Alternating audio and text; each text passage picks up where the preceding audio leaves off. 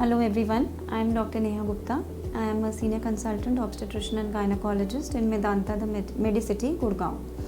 So 8th of May is Thalassemia Awareness Day. What is thalassemia?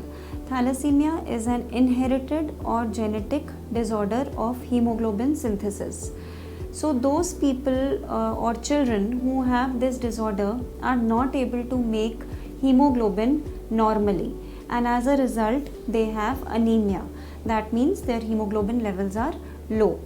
So thalassemia minor is a condition where the individual will have a low hemoglobin level, but the person will not have any other problem. Generally their hemoglobin level would remain around 9 or 10, but they do not need any blood transfusions or any iron therapy unless the blood investigations show them to be iron deficient.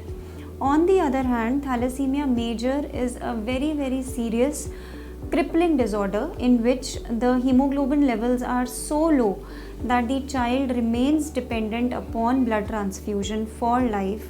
The life expectancy is also much reduced, and the only current treatment available for thalassemia major is a bone marrow transplant, which we know is not accessible or is not affordable to so many of our population.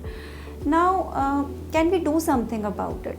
So yes, the good thing is that we can screen the unborn baby for these disorders. So how can we do that? It is done by testing the mother with a simple blood test which is called hemoglobin electrophoresis or the HPLC. The result of this blood test for the mother can come as either normal, which means that she does not have any problem with the hemoglobin synthesis, or the result can come as a carrier status, which means that the pregnant lady is herself a carrier of the thalassemia disorder. So she has thalassemia minor herself. Now if this kind of a result comes, then we have to test the father of the unborn baby as well. And if the same blood test is done for the male partner, the same blood test, that is the HPLC or the hemoglobin electrophoresis, and then if the result for the father also comes out to be a carrier status, then there is a 25% probability, a 1 in 4 chance that this baby, the unborn baby, may actually have a major defect. Now just to explain to you a little bit more in detail, genes always work in pairs. So the baby gets one gene from the mother and one gene from the father.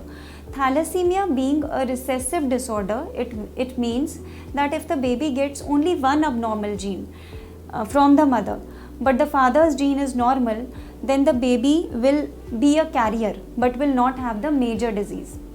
But if the baby gets the abnormal gene from the mother as well as the father, then the baby can have a major disease or the major defect. And so if we do find that both the partners are carrier of thalassemia, then this unborn baby has to be subjected to diagnostic testing, wherein we can definitely find out whether the baby has thalassemia major or not. Usually the screening of the mother is to be done before 10 weeks of pregnancy.